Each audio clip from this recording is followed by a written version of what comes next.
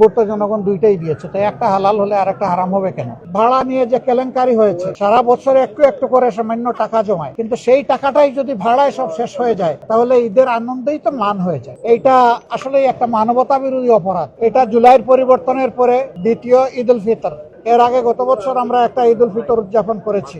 যাদের রক্তের উপর দাঁড়িয়ে এই বাংলাদেশ পেয়েছি তাদের কাছে আমাদের একটা দায়বদ্ধতা আছে, শহীদদের কাছে, আহতদের কাছে, পঙ্গুদের কাছে, জুলাই যোদ্ধাদের কাছে, নির্বিশেষে বাংলাদেশের মুক্তিকামী সমস্ত মানুষের কাছে।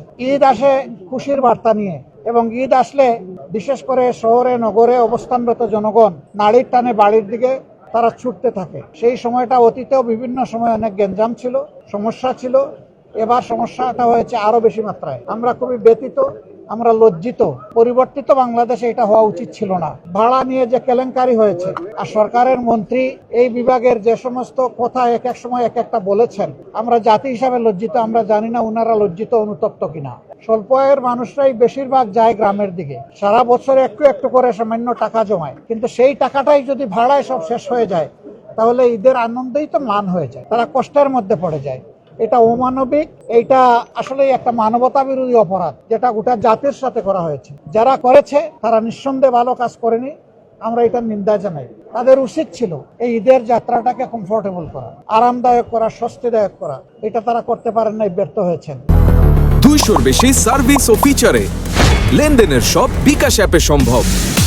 তারপরে আল্লাহ তাআলার পক্ষ থেকে এই ঈদ মানব জাতির জন্য, মুসলমানদের জন্য রহমত হিসাবে আল্লাহ তাআলা দান করেছেন। আমরা আল্লাহ তাআলার দরবারে হাজারো শুকরিয়া আদায় করি। মানুষ যেন শান্তি পায়, মহান আল্লাহর দরবারে দোয়া করি, আল্লাহ যেন মজলুমের সহায় হন, জালিমের বিরুদ্ধে আল্লাহ যেন মজলুমকে সাহায্য করেন, এবং শেষ পর্যন্ত মজলুমের বিজয়ী যেন আল্লাহ নিশ্চিত করে দেন। আমরা আশাবাদী।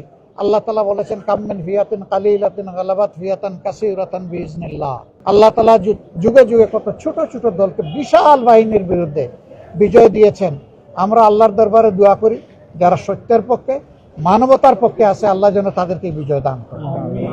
আপনাদের মাধ্যমে আবারও দেশবাসী এবং প্রবাসে অবস্থানরত বাংলাদেশি ভাই বোন সহ সারা মুসলিম বিশ্বের সমস্ত ভাই বোনদেরকে আমরা মোবারকবাদ জানাচ্ছি, ঈদের শুভেচ্ছা জ্ঞাপন করছি। খুশ আমদের সবাইকে। আমরা কয়েকটা জেলা শহীদ পরিবারের কাছে গিয়েছিলাম। তাদের অভিযোগ হচ্ছে অনেকেই তাদের খোঁজ খবর রাখেন, এবং তারা আরেকটা জিনিস বলেছেন যে ঈদের পরে যে পার্লামেন্টের দ্বিতীয় অধিবেশন শুরু হবে, সেই অধিবেশনে জুলাই সনদ নিয়ে পাস না হওয়া নিয়ে যে একটা আশঙ্কা তৈরি হচ্ছে, এটা নিয়েও তারা ক্ষোভ প্রকাশ করেছেন। ঈদের পরে তারা প্রত্যাশা করছেন এটা একটা ফয়সালা হবে। আপনারা আবার পার্লামেন্ট অধিবেশন, আমরা এই ব্যাপারে দৃঢ়। আমরা বিষয়টা ইতিমধ্যে পার্লামেন্টে উঠিয়েছি, এবং এটা মাননীয় স্পিকার তিনি আমলে নিয়েছেন। এটার উপরে আলোচনা হবে। আমরা কমিটেড। জনগণের কাছে আমরা যখন গিয়েছি, দুইটা ভোট চেয়েছি, একটা গণভোট আর একটা আমরা চেয়েছি সংসদ নির্বাচনের ভোট। ভোট তো জনগণ দুইটাই দিয়েছে, তাই একটা হালাল হলে আর একটা হারাম হবে কেন? আর একটা যদি হারাম হয় তাহলে আর একটা হালাল হয় কিভাবে? এটা সরকারি দল, তারা যত তাড়াতাড়ি বুঝবেন সংকট তত তাড়াতাড়ি কাটবে। তারাও জাতির সামনে কথা দিয়েছেন, তারাও গণভোটের কথা বলেছেন, তারাও গণভোটকে সমর্থন করেছেন। এখন যদি এটার বিরোধিতা করেন, এটা হবে খুবই দুঃখজনক। আমরা চাই জনতার সর্বোচ্চ রায়কে সবাই যেন সম্মান করে।